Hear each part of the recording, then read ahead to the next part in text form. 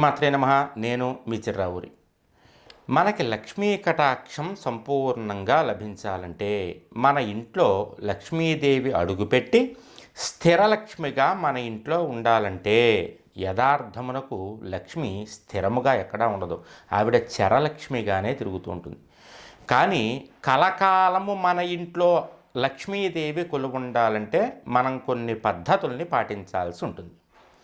అతి ముఖ్యమైనటువంటి ఈ పద్ధతుల్ని కనుక మీరు పాటించారంటే లక్ష్మి మీ ఇంట్లో కొలువయ్యుండి స్థిరలక్ష్మిగా మారుతుంది. ఇందాక చెప్పాను కదా, కలకాలము లక్ష్మి మీ ఇంట్లో కొలువై ఉంటుంది. అందులో మొదటిది, ఇంటి ముందు ముగ్గు ఎప్పుడూ ఉండాలి. ముగ్గు లేనటువంటి ఇంట్లోకి లక్ష్మీదేవి అడుగు పెట్టదు. ఇక ఇంట్లో దీపారాధన నిత్యము కూడా ఉదయ సమయములో ప్రాతకాలములో జరగాలి. ఏ ఇంట్లో ప్రాతకాల సమయంలో దీపారాధన జరుగుతుందో, అగరువత్తుల ధూపము ఆ ఇంట్లో ప్రసరిస్తూ ఉంటుందో ఆ ఇంట్లోకి లక్ష్మీదేవి అడుగు పెట్టడానికే ఇష్టపడుతుంది. అదేవిధంగా ఇంట్లో ఎప్పుడూ కూడా బూజు అనేటటువంటిది కనపడకుండా మీరు జాగ్రత్త పడాలి. అదేవిధంగా ఇంటి ముందు చెప్పులు గుట్టలుగా లేకుండా వరుసలుగా సింహద్వారానికి కొద్దిగా దూరంగా ఉండేలా మీరు ప్రయత్నం చేయాలి. దానితో పాటుగా స్త్రీలైనా పురుషులైనా నిత్యము కూడా చక్కగా కుంకుమ ధారణ చేసుకోవాలి. ఎవరైతే కుంకుమను ధరిస్తారో కుంకుమలో లక్ష్మీదేవి ఉంటుంది. స్త్రీలైతే పసుపుని కూడా పాదాలకి ధరించవలసి ఉంటుంది. అదేవిధంగా ఇంట్లో అమ్మవారి యొక్క అనుగ్రహం మీకు, అంటే లక్ష్మీదేవి యొక్క అనుగ్రహం మీకు లభించాలంటే పార్వతిని సరస్వతిని కూడా మీరు పూజిస్తూ ఉండాలి. పార్వతిని పూజించేటటువంటి ఇంట్లో కానీ సరస్వతిని పూజించేటటువంటి ఇంట్లో కానీ లక్ష్మీదేవి కొలువై ఉంటుంది. అమ్మలగన్నయమ్మ ముగ్గురమ్మల మూలపటమ్మ అంటారు.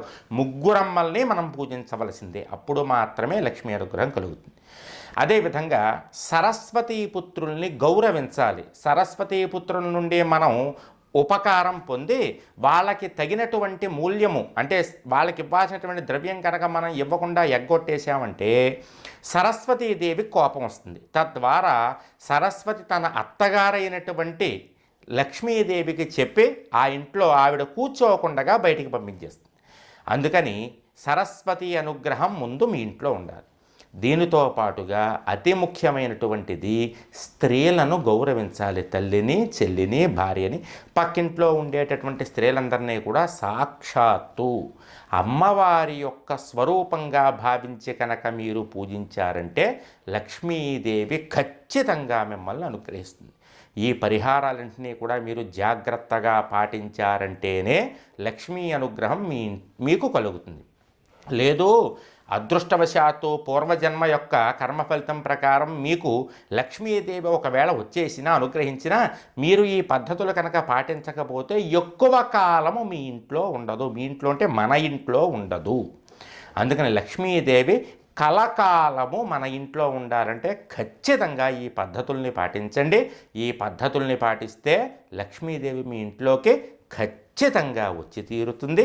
మీరు మరిన్ని విశేషాలు తెలుసుకోవాలి అనుకుంటే చిర్రావూరి ఫౌండేషన్ యూట్యూబ్ ఛానల్ని సబ్స్క్రైబ్ చేసుకోవడం మాత్రం మర్చిపోకండి. ఇప్పటివరకు మీరు సబ్స్క్రైబర్స్ అయితే సరే, ఒకవేళ కనుక మీరు సబ్స్క్రైబ్ కాకపోతే ఇంతవరకు వీడియో కిందే సబ్స్క్రైబ్ అని ఒక ఎరుపు రంగు బటన్ ఉంటుంది. దాన్ని చక్కగా టచ్ చేయండి. దాని పక్కన చిన్న గంట బొమ్మ వస్తుంది, దాన్ని కూడా టచ్ చేయండి. రోజుకి ఒకటి చొప్పున మేము వీడియో అప్లోడ్ చేస్తూనే ఉంటాం.